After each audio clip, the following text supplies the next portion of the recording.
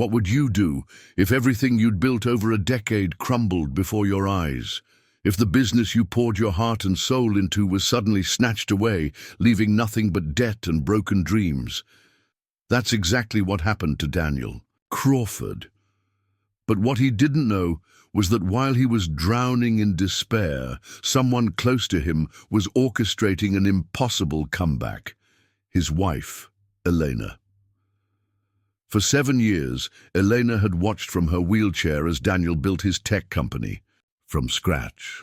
She'd been his sounding board, his midnight confidant, the brilliant mind behind some of his best innovations, though few outside their home knew it. The world saw only her disability, not her Harvard business degree gathering dust since the accident, when corporate raiders engineered a hostile takeover that left Daniel's company in ruins and his spirit broken. Everyone told him to walk away. Everyone except Elena, who saw something no one else did. Not just a failed business, but a stolen legacy. What happened next wasn't just surprising, it was revolutionary. Using resources nobody knew she had, connections nobody thought she maintained, and a strategic mind that everyone had underestimated, Elena made an audacious move that would either save their future or devastate what little they had left. But the clock was ticking. The same powerful forces that destroyed Daniel's company the first time were still circling, and they wouldn't let their prize go without a fight. And Elena had another challenge. How would Daniel react when he discovered the truth? Would he see her actions as the ultimate act of love and faith, or as a betrayal of their partnership and his pride? Before we dive into this remarkable story, tell us, how far would you go to fight for someone you love when they've stopped fighting for themselves? Elena Crawford had always been extraordinary, though few people bothered to look past her wheelchair to notice. At 36, she possessed the kind of quiet intensity that commanded attention in any room she entered, or would have, if people hadn't been so quick to dismiss her. Her chestnut hair was often pulled back in a practical ponytail, revealing sharp cheekbones and eyes that missed nothing. Those eyes, deep amber with flecks of gold, had once assessed market fluctuations and corporate vulnerabilities for Morgan Stanley. Now they watched her husband Daniel slowly crumble under the weight of his failure. "Mrs. Crawford, would you like some more water while you wait?"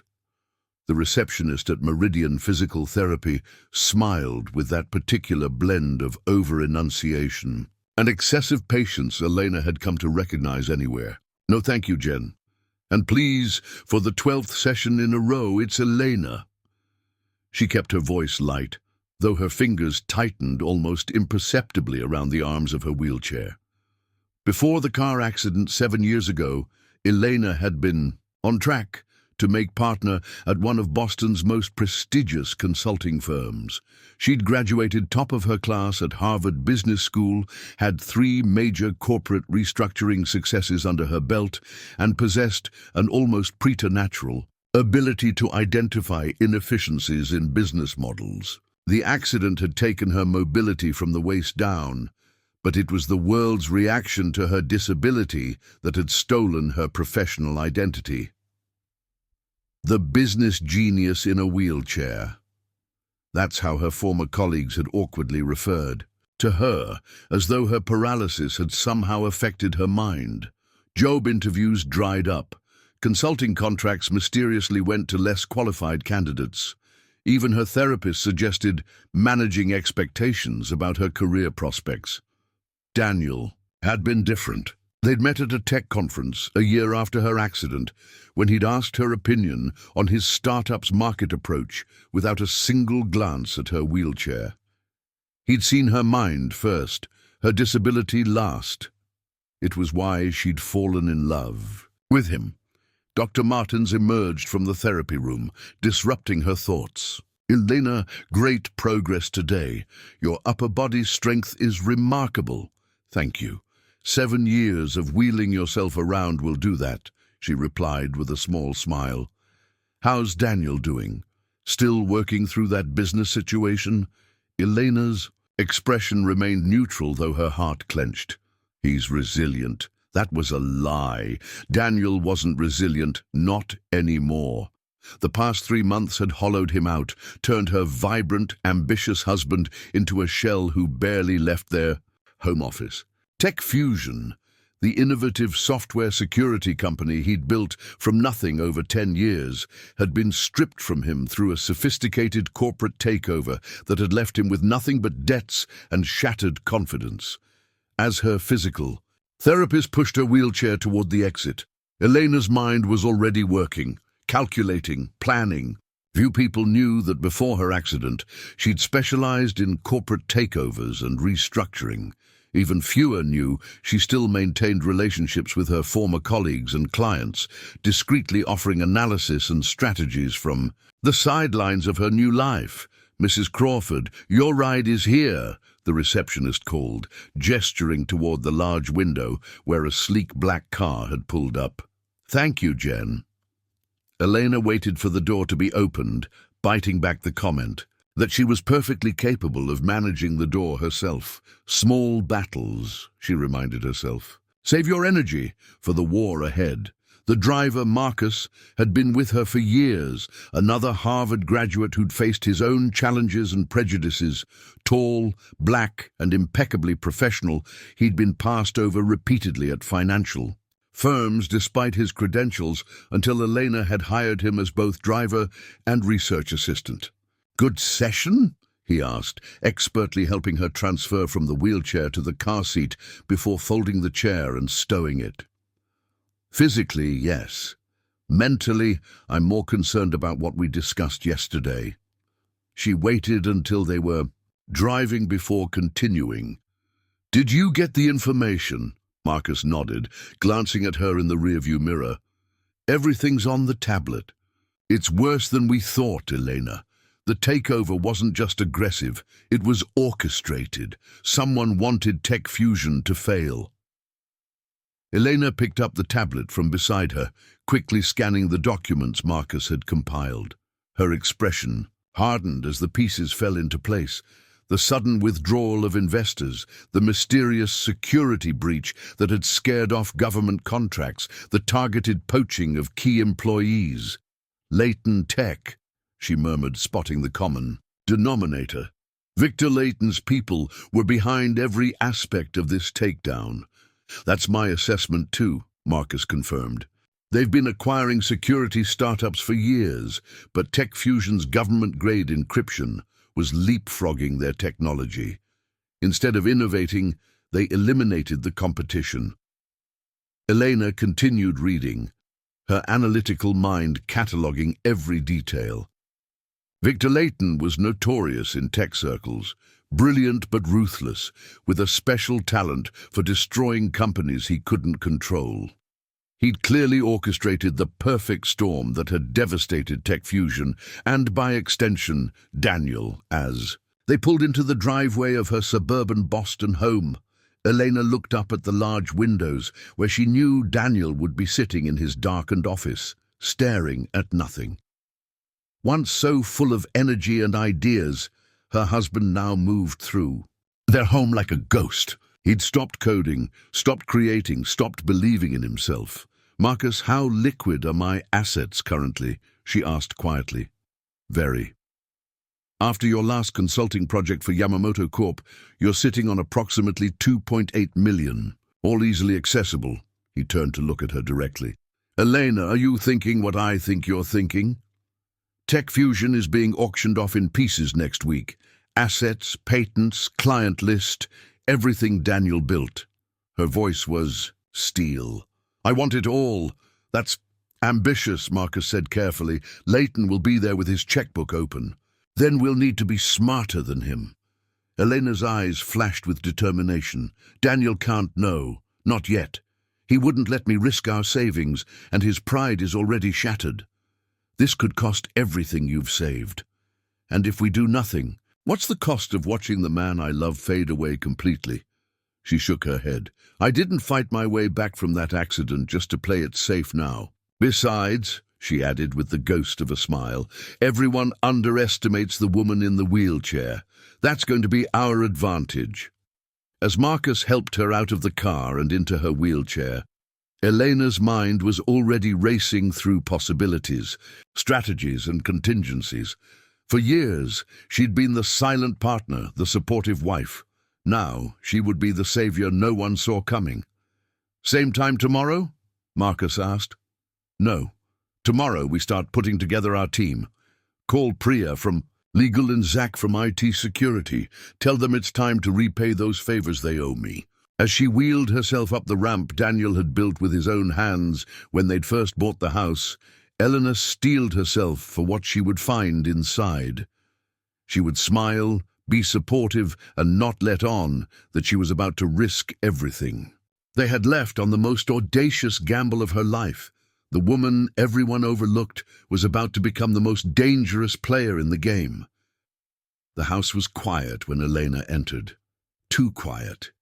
The spacious open floor plan that had once been filled with the sounds of Daniel's enthusiastic brainstorming sessions and late-night coding marathons now felt cavernous and empty. Their modern suburban home, with its specially adapted features. For Elena's wheelchair and the tech-forward amenities Daniel had lovingly installed, had been their sanctuary. Now it felt like a mausoleum for buried dreams. "Daniel!" Elena called, wheeling herself toward his office. "I'm home." She found him exactly where she expected, sitting at his desk, staring blankly at a dark computer screen. At 41, Daniel Crawford had once possessed the vibrant energy that defined successful tech entrepreneurs. His tall frame, now slightly hunched, had previously radiated confidence.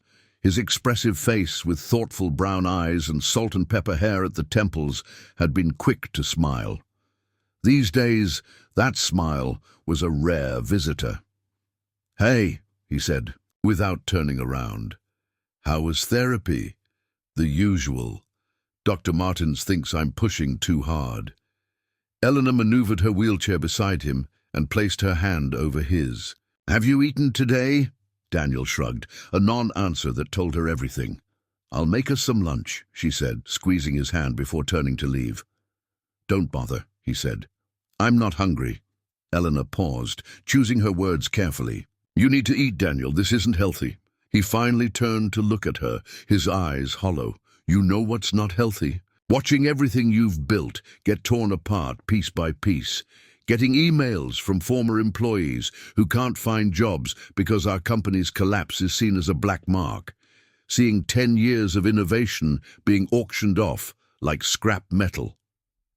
The bitterness in his voice broke her heart, but Elena knew better than to offer empty platitudes. Their relationship had always been built on honesty. "Tell me what happened," she said softly. "The full story, not the simplified version you've been giving me." Daniel ran his hands through his hair, a gesture of frustration she knew well. "You really want to hear about my complete failure? It's not your failure if someone deliberately sabotaged you." That caught his attention. "What do you mean?" Eleanor hesitated, realizing she'd revealed too much of what Marcus had uncovered. "I'm not blind, Daniel." The timing was too perfect. The investor pullout, the security breach, the client exodus. Someone choreographed this. He stared at her for a long moment before sighing deeply. "I thought the same thing, but without proof. It just sounds like the excuses of a failed CEO." "Then tell me everything," she pressed. "Maybe together we can see what you missed."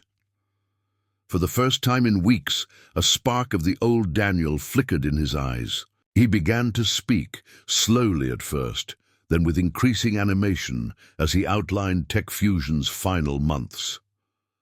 The company had been thriving with a revolutionary encryption algorithm that had attracted attention from both government agencies and major corporations.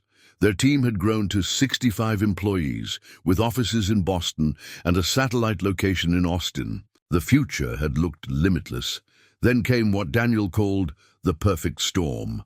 First, a mysterious security breach exposed non-critical but still confidential client data. Though quickly contained, news of the breach spread through industry channels, raising questions about a security company that couldn't secure itself. Next, 3 key developers resigned within 2 weeks, all accepting positions at different companies that, Elena now realized, were subsidiaries of Latent Tech. Their departure delayed the launch of TechFusion's newest product, creating a critical gap in their development timeline. The fatal blow came when their primary investor group unexpectedly pulled out, citing strategic differences and the security concerns. Without that funding round, TechFusion couldn't make payroll or fulfill development commitments to clients. The unraveling had been swift and merciless. "We had no choice but to accept the acquisition offer," Daniel concluded. "It was a fraction of our value, but it covered most of our debts and gave some severance to the team." "Who made the offer?" Elena asked, though she already knew. "A holding company called Nexus Ventures, supposedly a new player." Daniel's laugh was hollow. "They stripped everything valuable and shut down what remained. 2 weeks later, I discovered Nexus is a shell for Latent Tech. Victor Layton played me like an amateur." Eleanor felt a surge of anger. Victor Layton was notorious for such tactics, legal but ethically questionable maneuvers to eliminate competition without actual innovation. "You built something worth stealing, Daniel," she said fiercely. "That's not failure. That's being targeted because you were winning." He looked at her, a glimmer of his former self visible beneath the defeat. "It doesn't matter now. TechFusion is gone. Everything's being auctioned next week, our IP, equipment, even the damn office furniture." Elena wheeled closer, taking both his hands in hers. "This isn't the end. You're still the brilliant mind who created that encryption algorithm. You can start again." "No," he said firmly. "I'm done. I can't go through this again." Seeing the finality in his eyes, Elena knew pushing further would only drive him deeper into despair. Instead, she nodded. "Let's have lunch. Just something small." As Daniel reluctantly followed her to the kitchen, Elena's resolve hardened. If her husband couldn't fight for his dream anymore, she would fight for him, not to nurse his wounded pride, but because she believed in what he had built. Because she saw what others, including Daniel himself, had failed to see, that TechFusion had been more than a company. It had been a vision of technology that protected rather than exploited, and Elena Crawford had never been one to let a worthy vision die without a fight. "I need a comprehensive breakdown of TechFusion's assets and their current market value," Elena instructed, her voice steady despite the gravity of what she was planning. "Everything from the IP portfolio to the office coffee maker." 3 people sat in her home office, which she'd converted from a spare bedroom years ago, a space she'd maintained even when her consulting work had dwindled. Marcus stood by the window, while 2 others occupied chairs across from Elena's desk. Priya Sharma, a razor-sharp intellectual property attorney who'd once helped Elena navigate a complex merger, and Zach Nguyen, a cybersecurity expert who'd been one of the few tech professionals who hadn't reduced Elena to her disability. "You're seriously considering buying it all?" Priya asked, her elegant hands folded neatly in her lap. At 45, she'd built her reputation defending small tech companies against corporate giants. "Layton will fight you every step of the way, which is why he can't know I'm the buyer." Elena wheeled herself to a whiteboard mounted at accessible height. "We'll need a shell company with no visible connection to me or Daniel."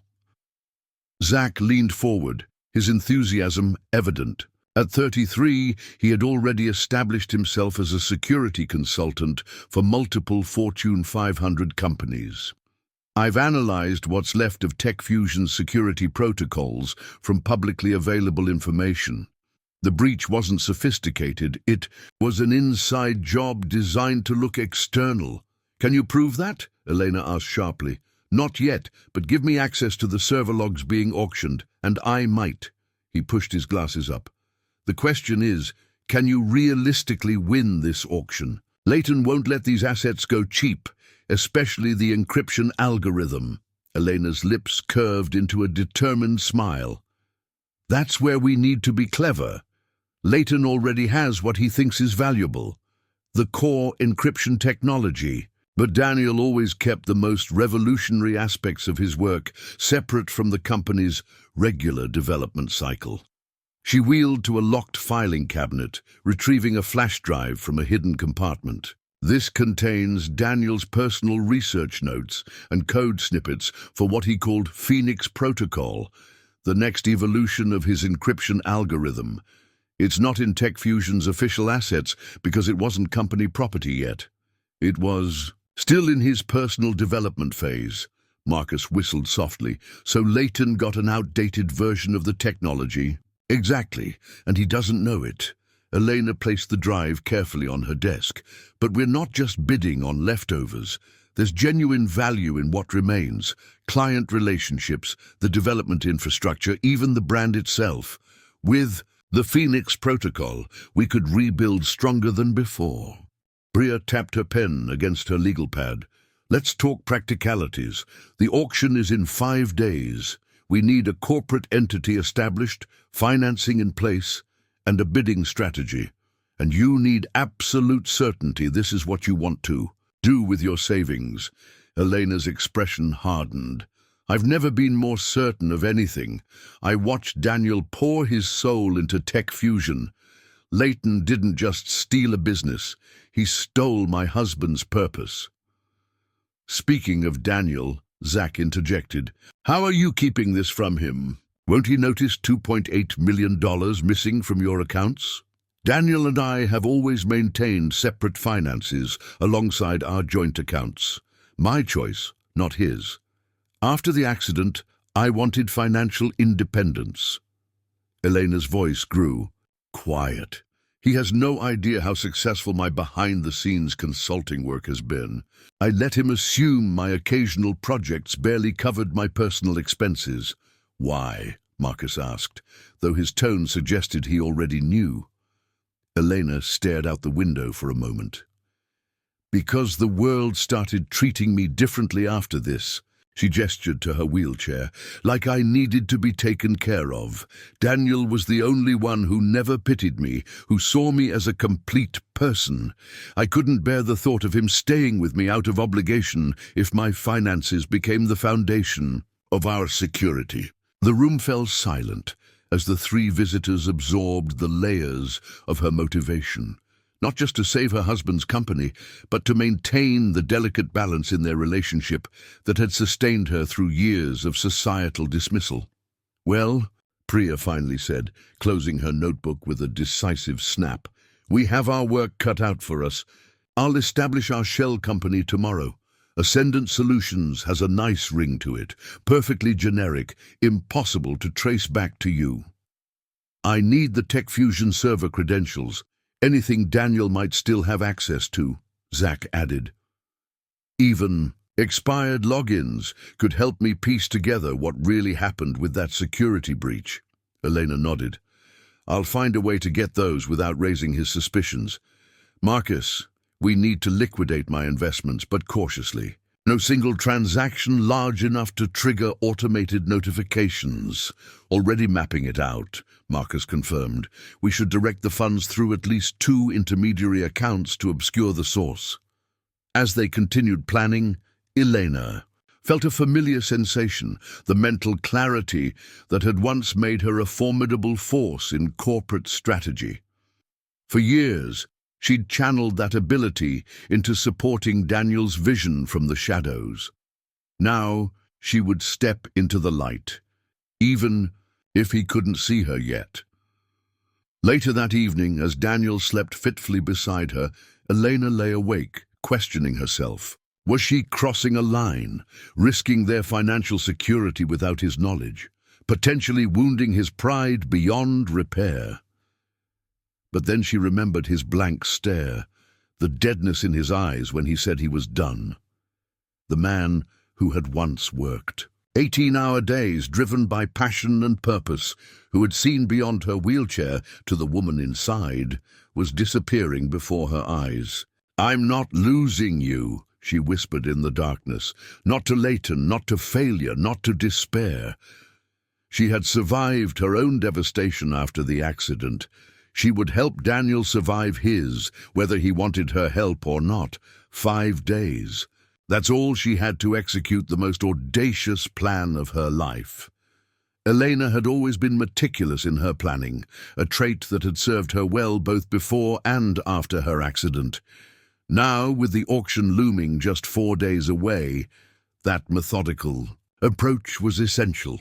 She'd converted her home office into a war room, its walls covered with timelines, asset lists, and bidding strategies. "Daniel's heading out to meet his former CTO for lunch," Elena said, as Marcus arrived the next morning. "He'll be gone for at least 2 hours. That gives us time."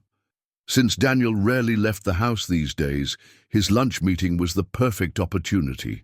Once his car disappeared down the street, Eleanor led Marcus to Daniel's office, a space she typically avoided to respect his privacy. Now she needed what only his computer could provide. "I feel like we're conducting a heist," Marcus muttered, as Elena positioned herself in front of Daniel's workstation. "In a way, we are," she replied, typing Daniel's password.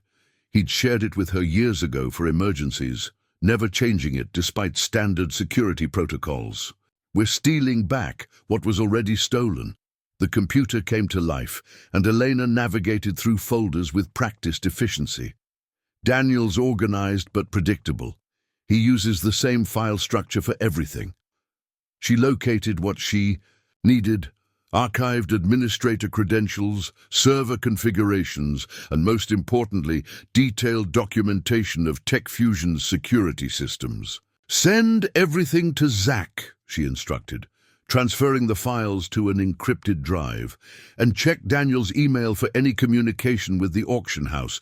We need to know exactly what they're selling and how the bidding will be structured." While Marcus worked, Elena opened Daniel's desk drawer, finding a small notebook he'd always kept for handwritten code ideas, concepts too preliminary to commit to digital form. She photographed several pages with her phone, recognizing notations related to the Phoenix protocol. "I've got auction details," Marcus reported. "Bidding begins at 10 a.m. Monday at the Boston Convention Center. Registration starts at 8.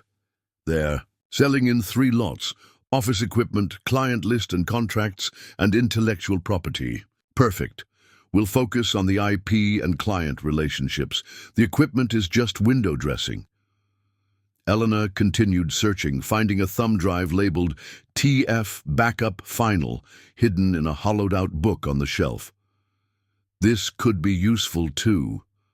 As they finished gathering intelligence, Elena's phone chimed with a text from Priya.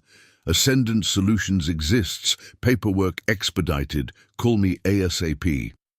20 minutes later, Elena and Marcus arrived at Priya's downtown office, where Zach had already set up shop at a conference table covered with laptops and tablets. "Impressive turnaround on the incorporation," Elena said, as Priya handed her a thick folder of legal documents. "It helps to have a judge who owes you a favor," Priya replied with a hint of satisfaction. "Ascendant Solutions is now officially a Delaware corporation with a Boston business address, my cousin's co-working space. She'll forward any mail and has agreed to act as on-site representative if needed." "What about financing?" Eleanor asked, scanning the paperwork. "That's where things get complicated," Marcus interjected. "I've liquidated your most accessible investments, giving us about $1.2 million immediately available. The rest requires more." "Time without raising flags." Elena frowned. That might not be enough if Leighton decides to fight for the assets. "I may have a solution," Priya said, sliding another folder across the table. "I approached Wei Chen at Horizon Ventures. You helped his daughter's tech startup last year with that strategic restructuring for which I refused payment," Elena remembered. Sophie's company was doing important work. I didn't want compensation. Well, Wei hasn't forgotten. He's willing to partner with Ascendant as a silent investor, providing up to 3 million in additional capital if needed. No control requirements, just a reasonable return on investment when the company becomes profitable. Elena studied the offer terms. This is remarkably generous. Not generous, smart business, Priya corrected. Wei believes in the technology, and more importantly, he detests Victor Layton. Apparently, Layton tried to destroy Sophie's startup before you helped them. Small world, Marcus murmured. Battlefield, more like it, Elena replied. She turned to Zach, who hadn't looked up from his screens. What have you found?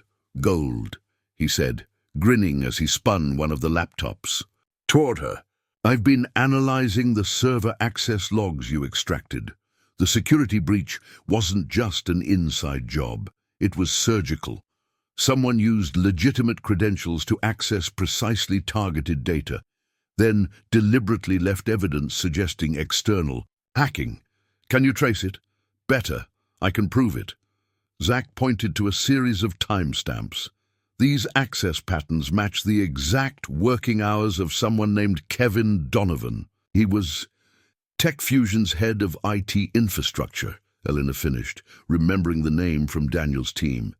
And where did Mr. Donovan go after TechFusion collapsed? Zach's smile widened. 3 guesses, and the first 2 don't count. He's now Senior Security Director at Layton Tech, they said in unison. We need to document everything, Elena instructed. If we can prove Layton orchestrated industrial espionage, it gives us leverage beyond the auction. As the team continued working, Elena's phone rang, Daniel's ringtone. She stepped away to answer. Hey, she said, working to keep her voice casual. How was lunch? Fine. Daniel sounded slightly more animated than he had in weeks. Alex wants me to consult on his new project. Nothing major, just advisory work. That's wonderful, Elena said, genuinely pleased. Alex had been TechFusion's CTO and Daniel's friend for years. What kind of project? Security protocols for financial services, low-key stuff. There was a pause. Where are you? I came home. And you weren't here. Elena had prepared for this. Last-minute physical therapy session. Dr. Martins had a cancellation. I should be home in an hour. Another pause. Are you okay? You sound different. Just tired from the extra session, she deflected. I'll see you soon. After hanging up, Elena rejoined the team, a new urgency in her movements. We need to accelerate our timeline. Daniel's starting to notice something's off. We've made good progress, Marcus assured her. Financial transfers are moving, corporate identity is established, and Zach has found evidence of Layton's manipulation. It's not enough, Elena insisted. We need insurance, something that guarantees our bid succeeds regardless of what Layton throws at us. Priya tapped her pen thoughtfully. There might be a way. The auction house has rules against conflicts of interest.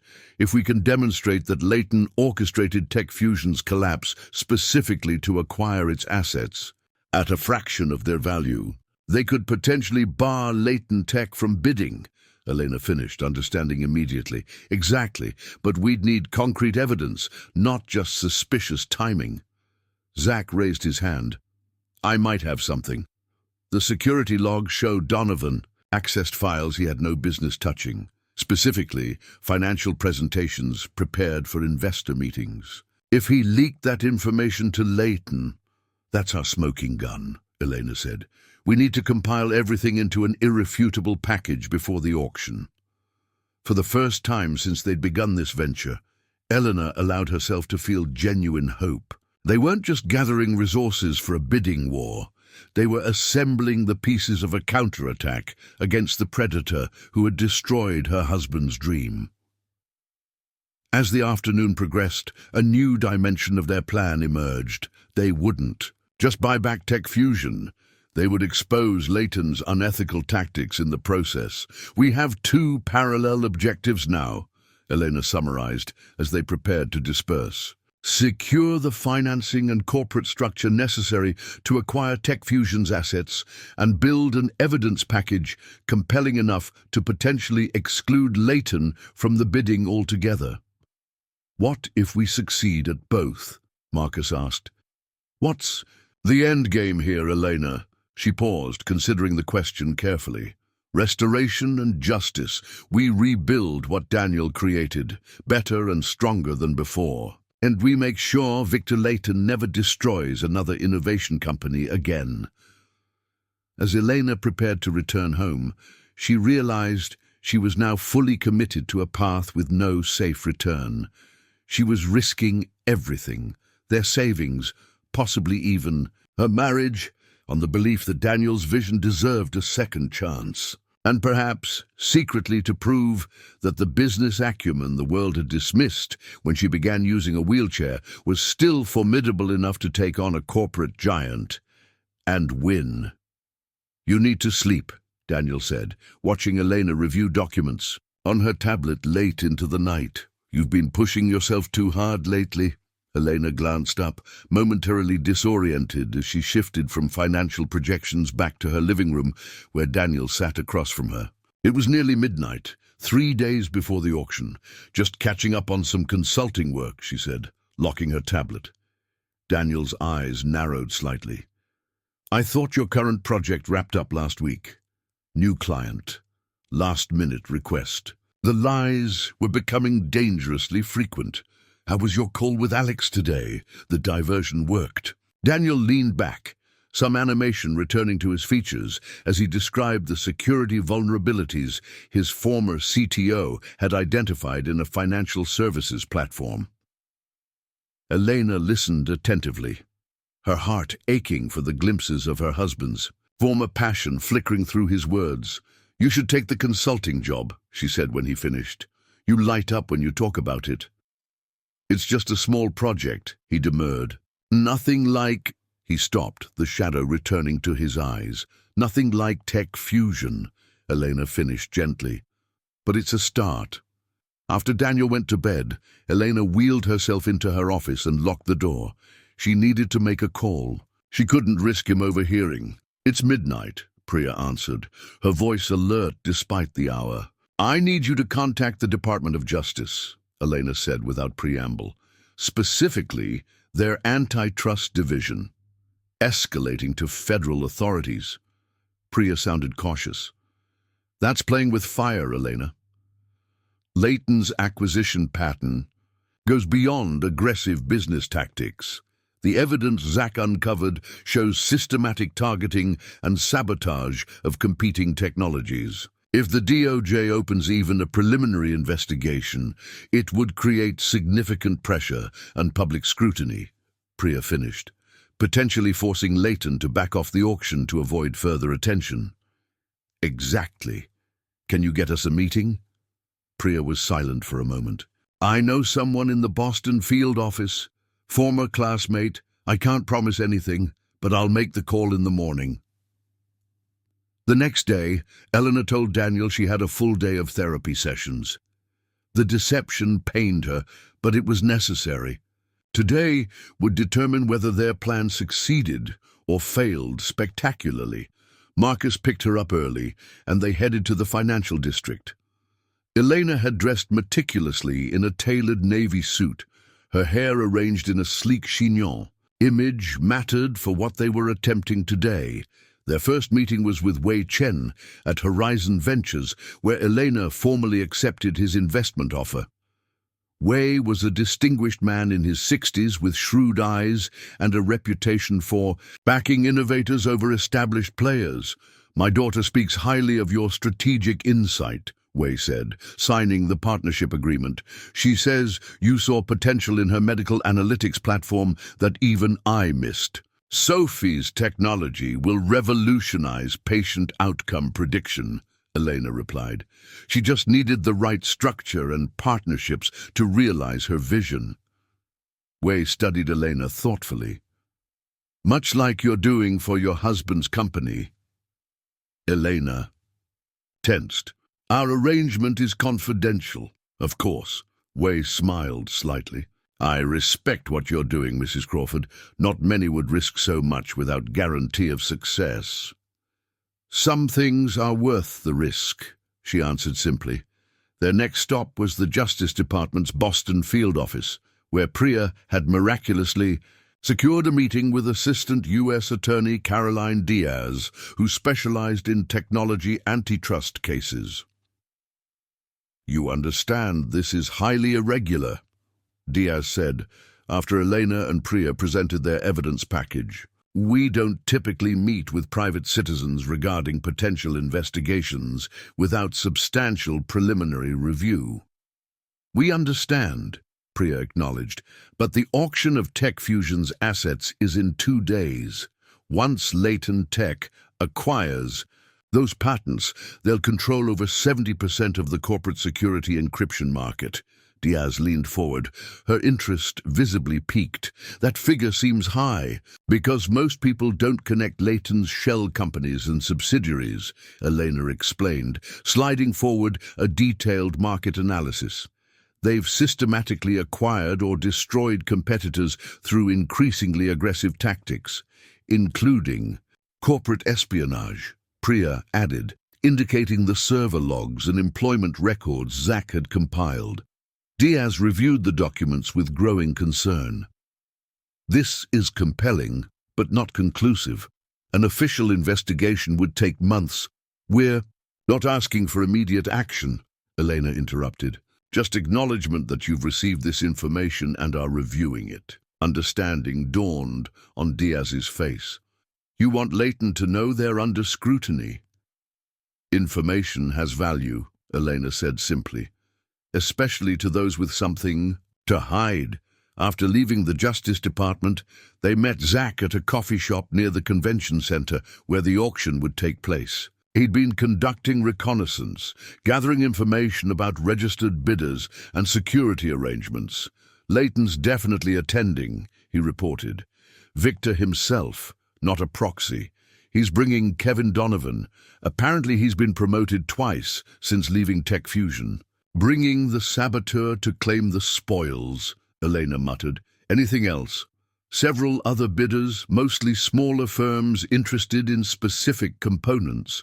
None with the resources to bid on everything. Zach hesitated. There's something else. I struck up a conversation with one of the auctioneers. Apparently, they're expecting another major bidder, but no one knows who. Not us, Elena frowned. We've been careful.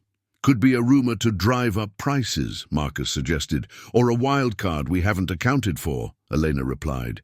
We need to be prepared for anything. Their final meeting of the day was with Alex. Chen, Tech Fusion's former CTO and the only member of Daniel's executive team Elena had decided to trust. She'd asked him to meet her at a quiet restaurant across town, far from anywhere Daniel might go. Alex was visibly shocked when Elena wheeled up to his table. Elena, what are you doing here? I thought Daniel doesn't know I'm here. She cut him off, and I need it to stay that way. Over the next hour, Elena outlined their plan.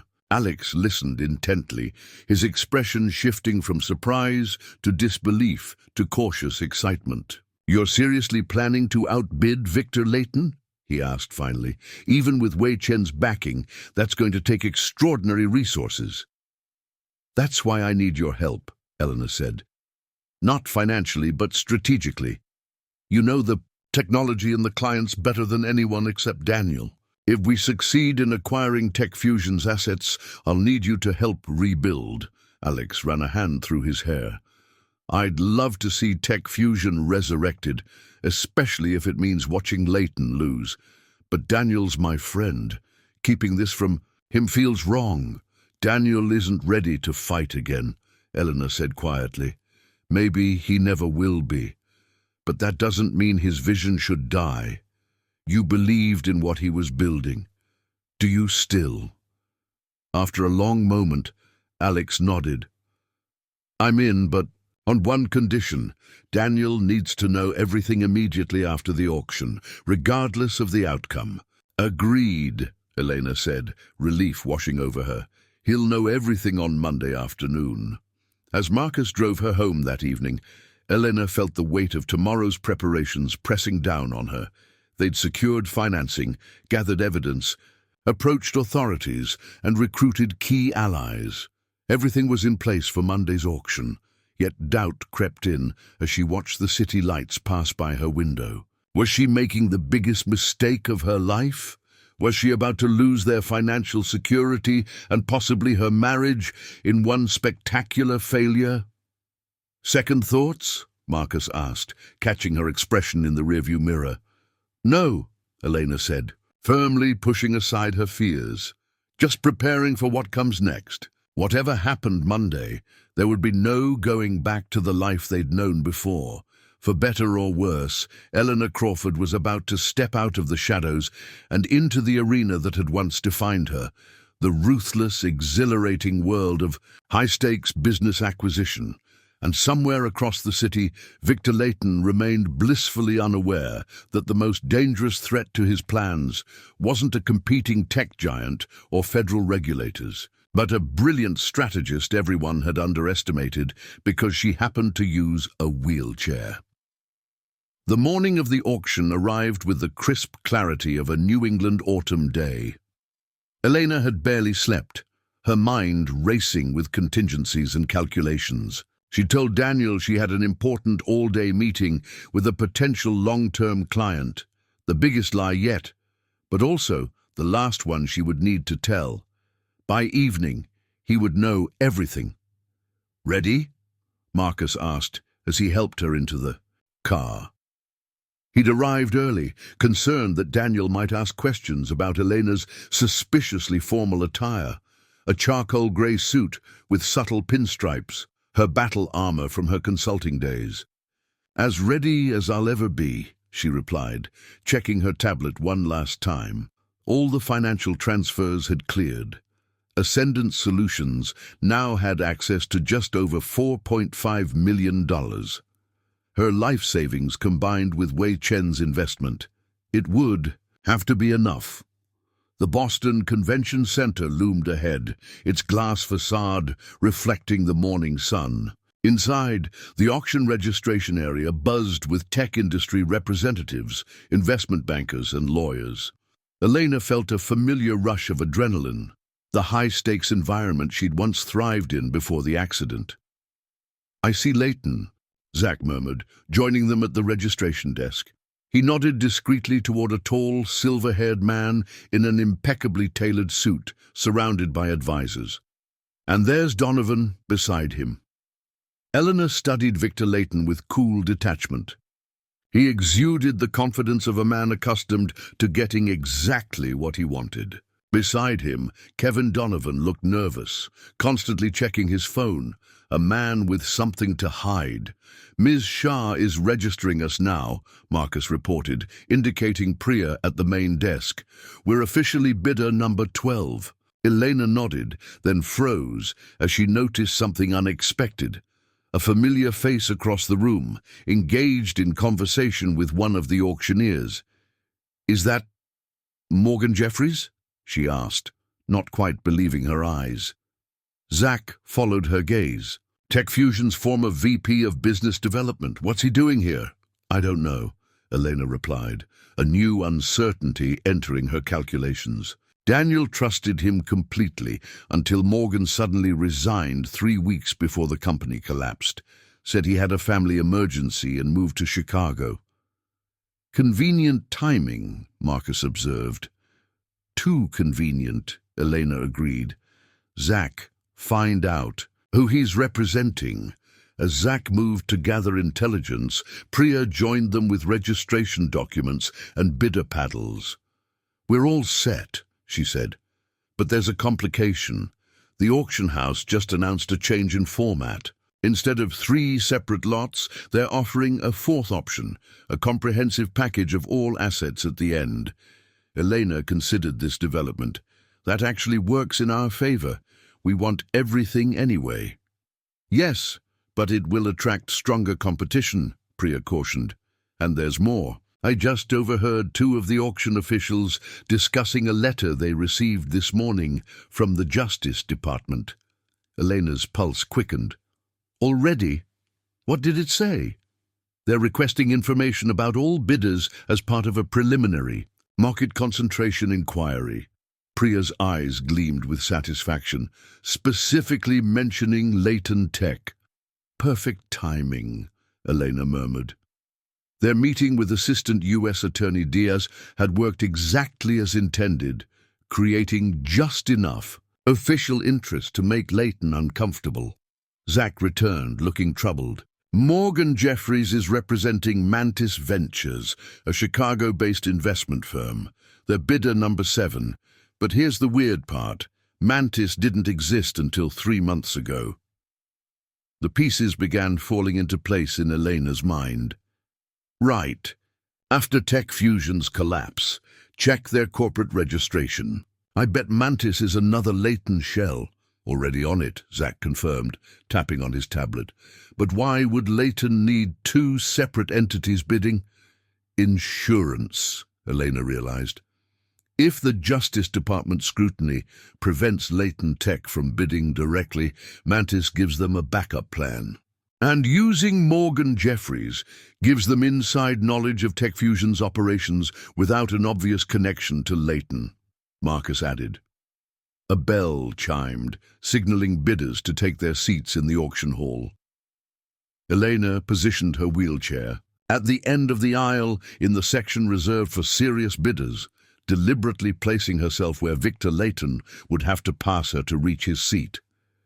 As expected, Leighton paused when he saw her, a flicker of confusion crossing his aristocratic features. Few wheelchair users participated in high-level corporate acquisitions, and Elena wasn't known in these circles anymore. Elena Crawford, she introduced herself with a cool smile, offering her hand.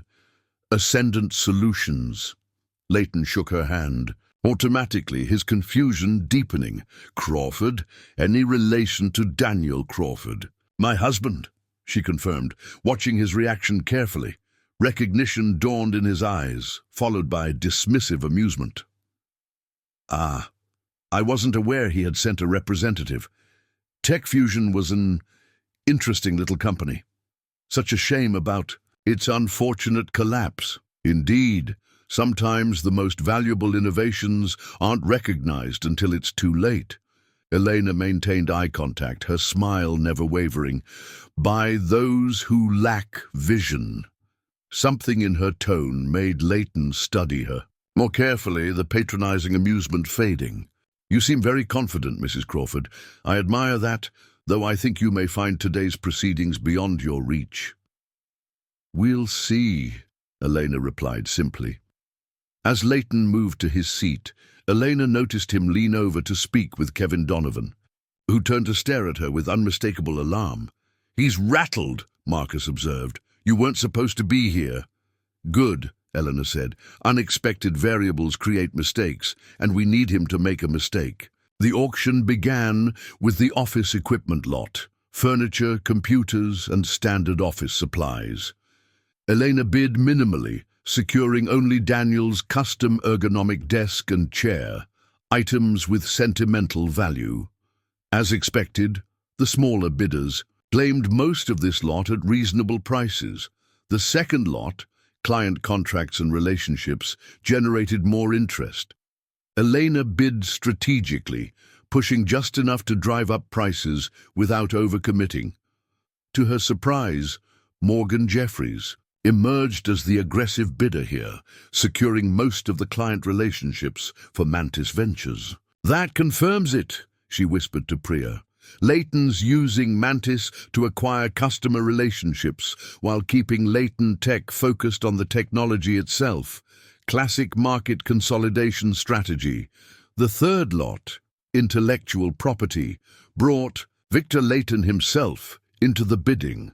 The room hushed as the auctioneer described Tech Fusion's encryption patents, security protocols, and proprietary algorithms. The starting bid was $800,000. Leighton immediately raised his paddle. 1 million.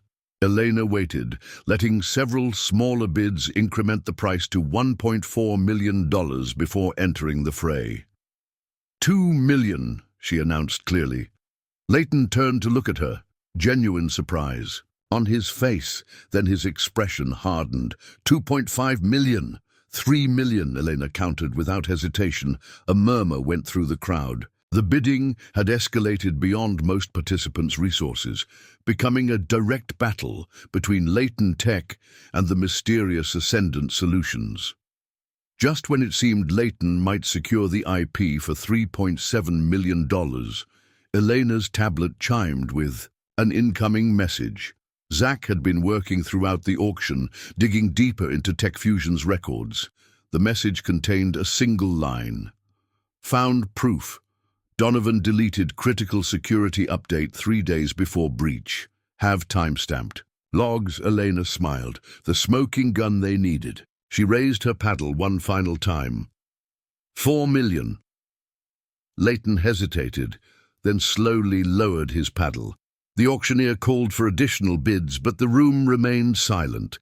With a sharp crack of his gavel, he declared, "Intellectual property. Assets sold to Ascendant Solutions for $4 million. The first phase of Elena's plan was complete. They'd secured the most critical component of TechFusion, its technological heart. Now came the final test, the comprehensive package that would reunite all aspects of the company under single ownership.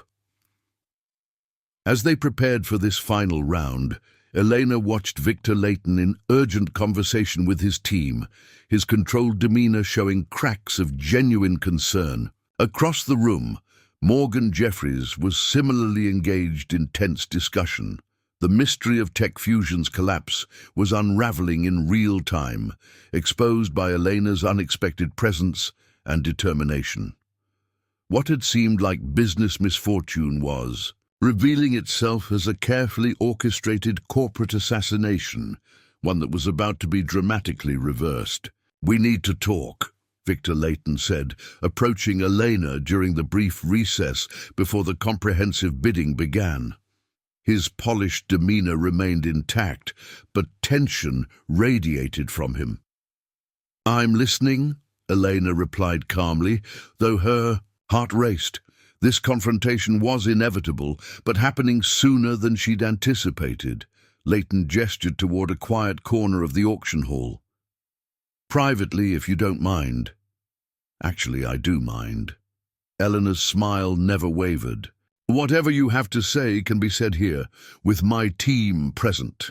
A flash of irritation crossed Leighton's face. "Very well, I'll be direct. You've spent $4 million on outdated encryption technology, perhaps out of some misguided loyalty to your husband's failed venture. I'm prepared to offer you a 20% premium to transfer those assets to Leighton Tech immediately after the auction concludes." Elena studied him, recognizing the desperation beneath his confident exterior.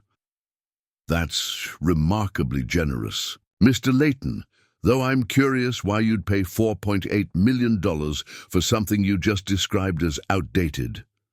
"Sentimental value," he replied smoothly. "Your husband created something with potential.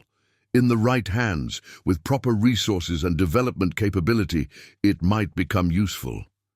"How fascinating," Elena said, "especially considering your company has spent the last year systematically dismantling exactly those resources and capabilities." Leighton's expression hardened. "I don't know what you're implying, Mrs. Crawford, but Leighton Tech simply identified an underperforming asset in the marketplace after deliberately engineering." "It's underperformance," Eleanor interrupted, her voice low but precise. "Through targeted employee extraction, strategic security sabotage, and coordinated investor manipulation." The color drained from Leighton's face as Elena continued. "Kevin Donovan deleted critical security patches 3 days before the breach. Morgan Jeffries fed confidential board information to your team for months before his timely family emergency. and Renaissance Capital withdrew their funding commitment after a very interesting golf weekend with your CFO. Elena tilted her head. Do you know what these activities have in common, Mr. Layton? They leave digital footprints, timestamps, transaction records, meeting logs. She leaned forward slightly. The Department of Justice finds such evidence compelling. They're particularly interested in patterns of anti-competitive behavior. Layton's jaw tightened. You're bluffing. Perhaps. But are you willing to risk finding out? Corporate espionage carries significant penalties, both financial and criminal. His eyes narrowed. What do you want? Nothing complicated. Withdraw from the final bidding round. Have Morgan Jeffries do the same. And in return, we keep our evidence between us. For now. Layton studied her for a long moment. You've surprised me, Mrs. Crawford. I underestimated you. Most people do, Elena replied. It's the wheelchair. Makes me invisible in rooms like this. A bitter smile crossed his face. Not anymore, it seems. He straightened his tie. You've won this round, but understand something. Layton Tech doesn't forget its opponents. As he walked away, Marcus leaned closer to Elena. Think he'll withdraw? No, Elena said, watching Layton rejoin his team. But he'll be more cautious now, and possibly make more mistakes.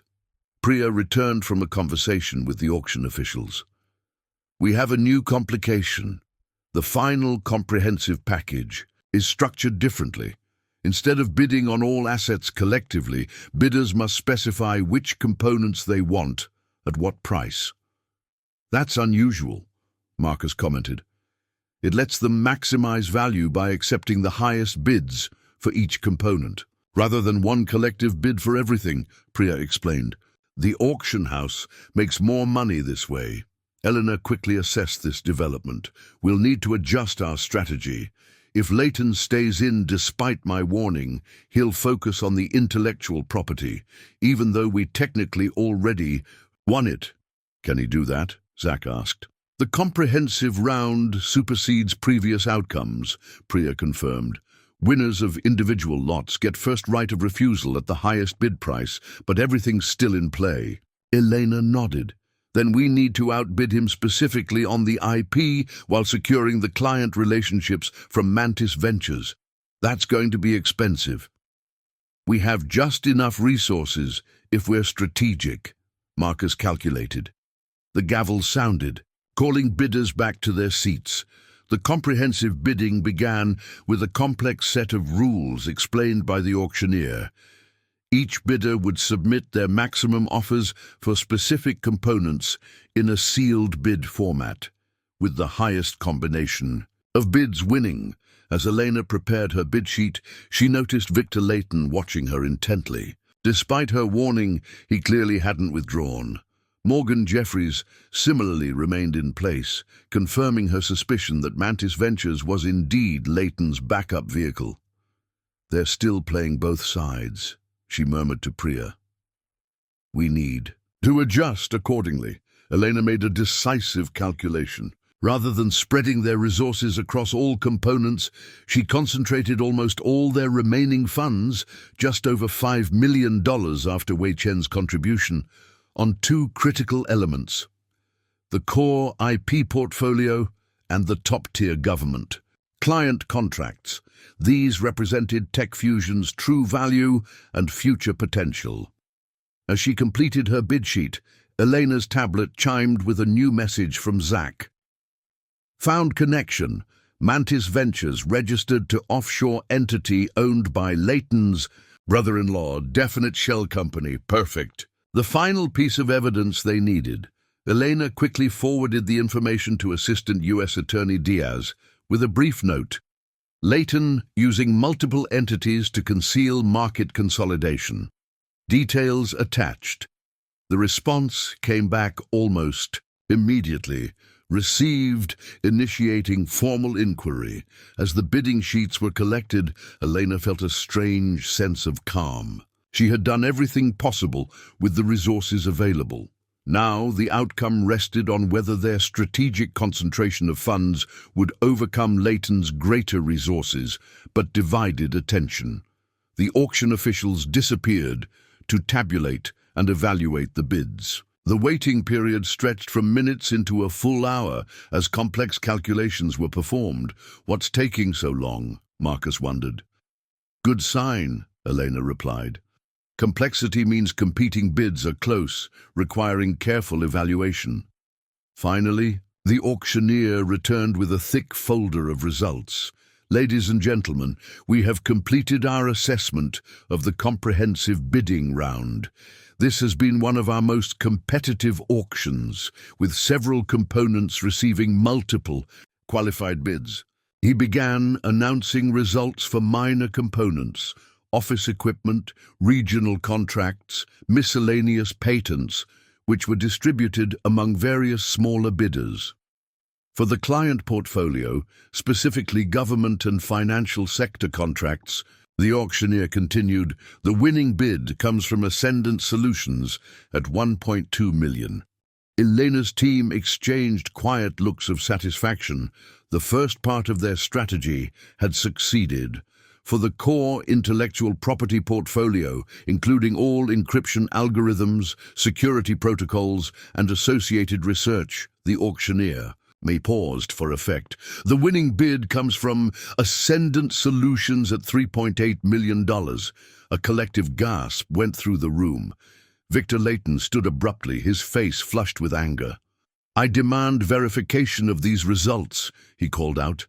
"Our bid was substantially higher." The auctioneer looked uncomfortable. "Mr. Leighton, I've just been informed that Leighton Tech's bid has been provisionally suspended pending review of potential antitrust concerns raised by the Department of Justice. The same applies to Mantis Ventures bids." The room erupted in murmurs as Leighton stalked toward the auction officials, demanding explanations. Elena remained perfectly still, her expression neutral, despite the victory unfolding exactly as she had planned. "Congratulations, Mrs. Crawford," the auctioneer announced over the commotion. "Ascendant Solutions is now the official owner of Tech Fusion's primary assets." Elena nodded acknowledgement, her mind already racing ahead to the next phase. Rebuilding what had been destroyed and revealing the truth to Daniel. She had successfully transformed from supportive spouse to corporate savior, executing a strategic reversal that few seasoned executives could have managed. Now came the harder part, explaining to her husband that she had just spent their life savings to buy back his shattered dream. "You did it," Alex Chen said, awe evident in his voice as he joined Elena's team outside the auction hall. "You actually outmaneuvered Victor Leighton." Elena's triumph was tempered by a growing unease. Victory brought visibility, and visibility meant vulnerability. "We won the battle," she cautioned, "but Leighton isn't finished with us." Her prediction proved accurate almost immediately. As they gathered their documentation and prepared to leave, a courier approached with a thick envelope. "Legal delivery for Ascendant Solutions," he announced, handing the package to Priya. The attorney skimmed the contents, her expression darkening. "Emergency injunction request. Leighton's attorneys are seeking to invalidate the auction results, claiming fraudulent interference and market manipulation." "That was fast," Marcus observed. "Too fast," Elena replied. "These papers are too comprehensive to have been drafted after our confrontation." He anticipated potential problems and prepared in advance. "It's a stalling tactic," Priya concluded, after examining the documents more thoroughly. "They're claiming Ascendant Solutions was formed solely to circumvent regulatory oversight, and that our contact with the Justice Department constitutes market manipulation." "Can they make that stick?" Zach asked. "Not ultimately, but it could delay transfer of assets for weeks or months while the courts decide." Priya's concern was evident, during which time we'd be responsible for all financial obligations without access to revenue streams. Elena processed this development with the analytical precision that had defined her career. Leighton was executing a classic war of attrition strategy. Use his superior resources to drain theirs through prolonged legal battles. He wants to bleed us dry before we can even begin operations, she said. We need to get ahead of this. Zach, compile everything we have on Leighton's sabotage of Tech Fusion. Priya, prepare a countersuit alleging corporate espionage and antitrust violations. That's aggressive, Priya cautioned. So is Leighton, Elena replied. The best defense is a stronger offense. As they discussed next steps, Elena's phone rang. Daniel's ringtone. Her heart sank. It was only 2 p.m. She hadn't expected to hear from him until later. Hi, she answered, trying to sound casual. Elena. His voice was unnaturally controlled. Are you still in your meeting? Just wrapping up, she said carefully. Is everything okay? Funny you should ask. I just got the strangest call from Roger Kim at NetGuard Security. He wanted to congratulate me on reacquiring Tech Fusion's assets. Daniel's tone grew harder. When I told him he must be mistaken, he said my wife had just outbid Victor Leighton at the bankruptcy auction. That can't be right, can it, since you're at a physical therapy session? Eleanor closed her eyes briefly. Their careful planning was unraveling faster than anticipated. Daniel, I can explain everything. I'm heading home now. Good idea, he replied, a coldness she'd never heard before in his voice. I'll be waiting. The call ended, leaving an uncomfortable silence among her team. I need to go, she said, gathering her things. We all should, Alex suggested. He'll want to hear from everyone involved. Elena shook her head. This first conversation needs to be just between us. I'll call when he's ready to hear the bigger picture. As Marcus helped her into the car, they spotted Victor Leighton watching from across the parking garage, his expression calculating. He's not going to stop with legal maneuvers, Marcus warned. I know, Elena replied. Make sure everyone's careful. Leighton's the type to look for any vulnerability. The drive home felt interminable. Eleanor rehearsed explanations, justifications, apologies, none adequate for the magnitude of what she'd done without Daniel's knowledge. When they arrived, she found Daniel in his office, standing by the window. His posture was rigid, hands clasped behind his back, a stance she recognized from tense board meetings she'd attended before her accident. Daniel, she began, wheeling into the room. He turned slowly, his expression unreadable. I've spent the past hour trying to understand what's happening. Roger mentioned a company called Ascendant Solutions. I looked them up, newly formed, virtually no public information. He paused. But they just spent millions acquiring what's left of my company. Our company now, Elena said softly. Daniel's eyes flashed. How is this possible? Where did the money come from? We don't have millions lying around, Elena. Actually, we do. She met his gaze steadily. Or rather, I do. My consulting work has been more successful than you realized. Disbelief crossed his face. You've been hiding money from me. Not hiding, maintaining independence. Elena moved closer. After the accident, I needed to know I could support myself if necessary. It started small, but over time, the investments grew. 7 years, Daniel said flatly. For 7 years, you've maintained this secret financial life. It wasn't a secret, just separate.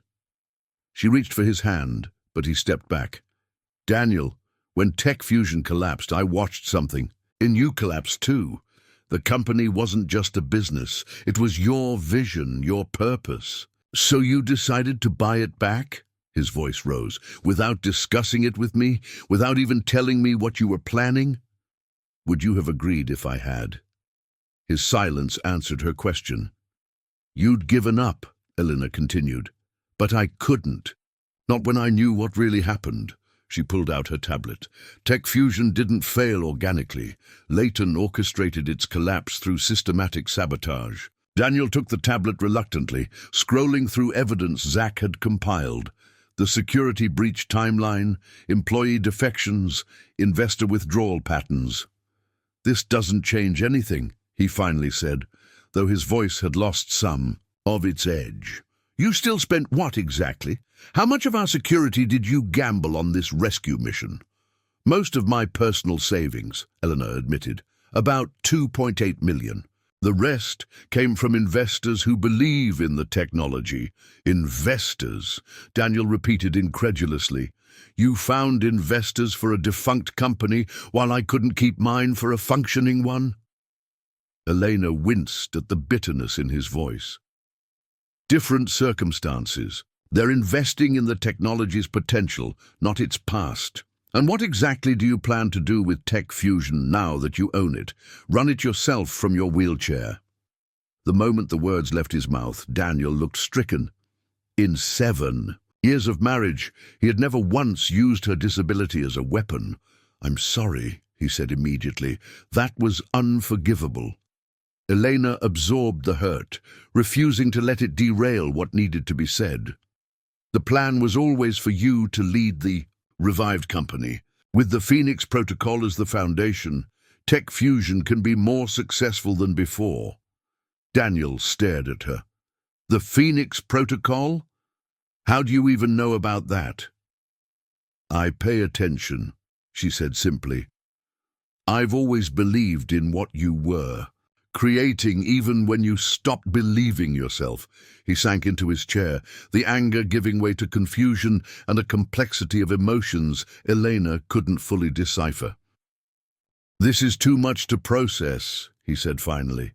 "You've spent years concealing your financial situation from me. You've risked our security on a company that failed once already, and now you're facing legal battles with one of the most ruthless corporations in the industry." "All true," Elena acknowledged, "but there's one more thing you should know." She wheeled closer, meeting his eyes directly. "Tech Fusion didn't just collapse, it was murdered by people who recognized its value. While you were still doubting yourself, I couldn't let them get away with that." A faint spark flickered in Daniel's eyes.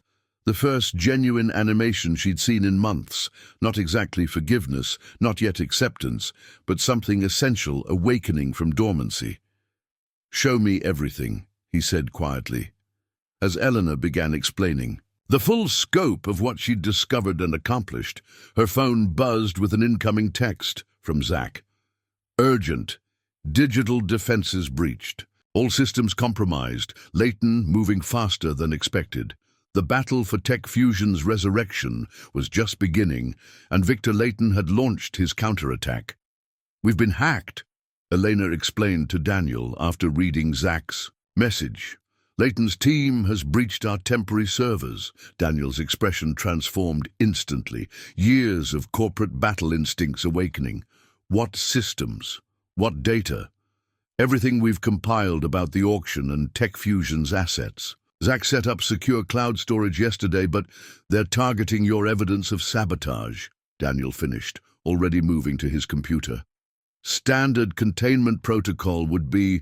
Elena watched as her husband's fingers flew across the keyboard with practiced precision, executing security commands she'd never seen him use. The defeated man who had haunted their home for months had vanished, replaced by the focused tech executive she'd first fallen in love with. "Call Zach," Daniel instructed. "Tell him to initiate isolation protocols on all Phoenix Protocol data. Authorization code, Crawford Alpha 7129. As Elena relayed the instructions, Daniel established secure connections to multiple servers. "Leighton's people are good," he muttered, "but they're following predictable attack vectors. They don't know about my personal security infrastructure." The next hour passed in a blur of technical countermeasures and strategic decisions. Daniel commandeered the operation with quiet authority, coordinating with Zach remotely while implementing sophisticated defenses Elena hadn't realized he maintained. "There," Daniel finally said, leaning back from his workstation. "We've isolated the breach and preserved the core evidence. They got some financial records, but nothing critical." Elena studied her husband carefully. The transformation was remarkable. Purpose had returned to his movements, clarity to his eyes. The technical emergency had bypassed their emotional impasse, forcing them to function as partners against an external threat. "You maintained your security infrastructure all this time?" she asked. Daniel nodded. "Force of habit, even when I thought I was done with tech security forever." A wry smile briefly crossed his face. Hard to let go completely, I guess. An uncomfortable silence settled between them as the immediate crisis subsided, bringing them back to the unresolved tension of Eleanor's revelation. "Why didn't you just tell me?" Daniel finally asked, his voice quieter now. "About your financial success, about your suspicions regarding Leighton's tactics." Elena considered the question carefully. "At first, I kept my finances separate because I needed to feel secure after the accident, to know I wasn't dependent. Later," she hesitated, "later I saw how you looked at me sometimes when you thought I wasn't watching. With concern, with care, but never with pity. I couldn't bear the thought of that changing. And Tech Fusion? You weren't ready to fight for it again. The defeat was too fresh, too complete." She met his gaze directly. "But I couldn't watch your life's work be stolen without doing something." Daniel moved his chair closer to hers, the physical distance between them finally closing. "You risked everything, our savings, your independence, possibly even our marriage, to reclaim something I had surrendered." "Yes. Why?" Eleanor reached for his hand, relieved when he didn't pull away. "Because I know what it's like to have something precious taken from you. My career, my mobility, I couldn't get those back. But Tech Fusion, that was recoverable." Daniel's fingers tightened around hers. "I said terrible things earlier." "You were shocked, angry, betrayed." "Yes, but also—" He struggled to find the words. "Also amazed and humbled. No one has ever fought for me like this." Elena's phone chimed with another message from Zach. "Counterattack in progress. Need both of you now." The moment of reconciliation would have to wait. Leighton's next move demanded their immediate attention. "Ready to take back what's yours?" Elena asked. Daniel stood, determination hardening his features. "What's ours?" he corrected, moving behind her wheelchair. "Let's show Leighton what happens when he takes on both Crawfords." The Ascendant Solutions team gathered in an emergency strategy session at Wei Chen's downtown office, chosen for its sophisticated security systems. Eleanor and Daniel arrived last, entering the conference room to find all eyes on them. "The Crawfords are officially united," Elena announced simply, moving her wheelchair to the head of the table with Daniel beside her.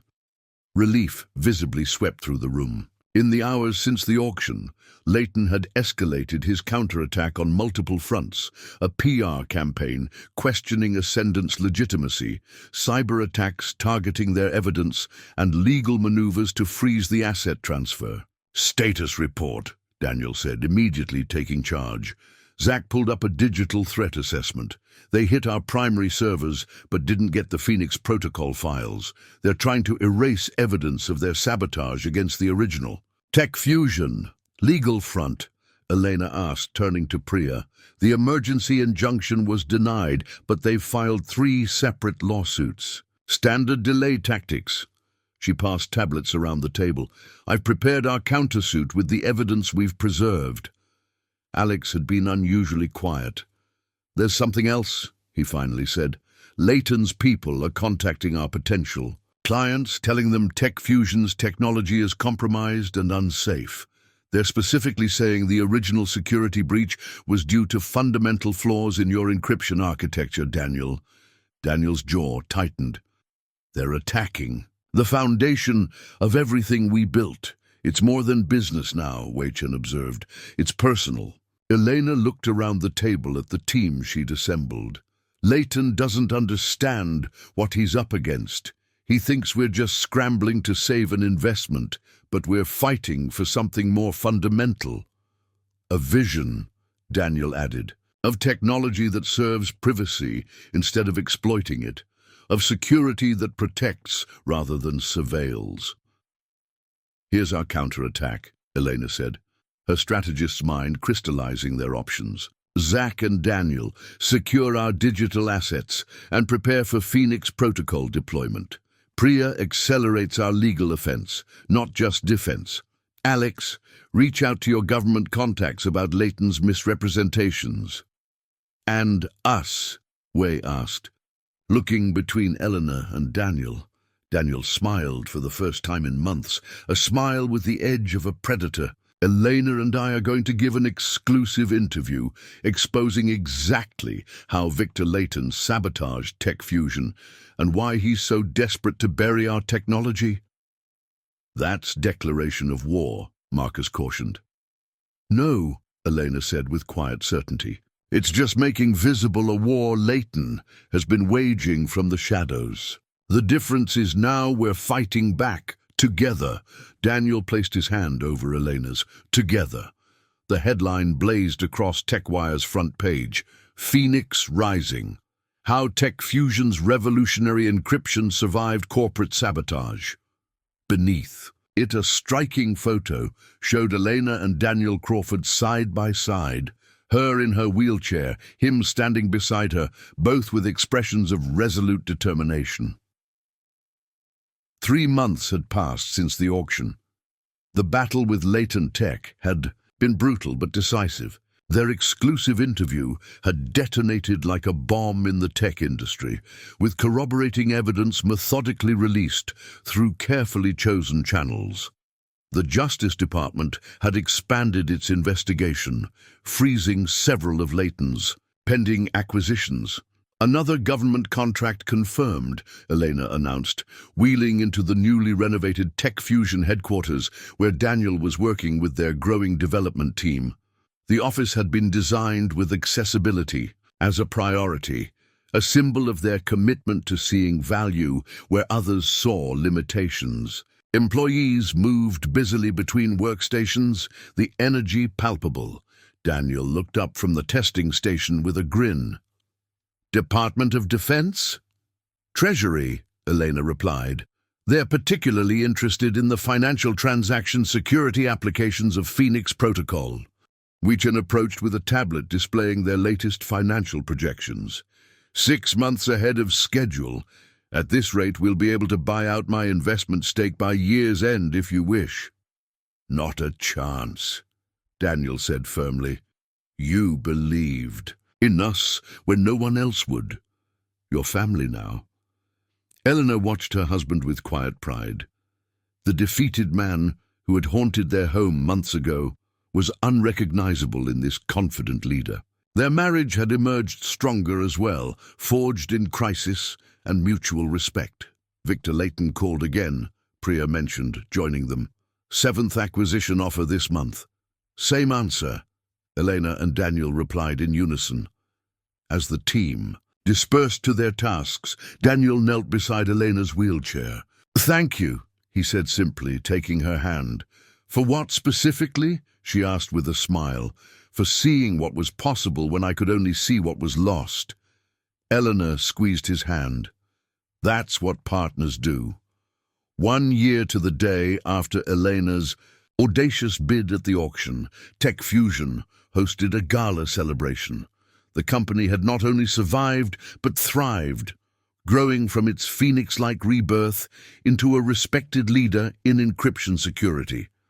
The event space was filled with employees, clients and supporters. At the center of it all were the Crawfords, Elena elegant in a deep blue dress that complemented her wheelchair, Daniel distinguished in a tailored suit, his restored confidence evident in his posture. "When I founded Tech Fusion a decade ago," Daniel addressed the crowd, "I believed technology should protect people, not exploit them. That vision nearly died when we faced down corporate predators who valued profit over innovation." He looked at Elena, his voice softening. "But sometimes the strongest visions are carried forward by those we least expect. My wife saw value and potential where others, including myself, saw only failure." Elena took the microphone, the room hushing to hear the woman whose strategic brilliance had become legendary in tech circles. "People underestimate what they don't understand," she said. "They saw my wheelchair and missed seeing me.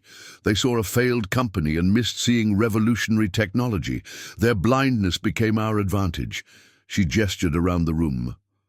"Look at us now. TechFusion employs over 60 people, including 15 with disabilities who bring unique perspectives to our work. Our Phoenix protocol secures critical infrastructure across 17 countries.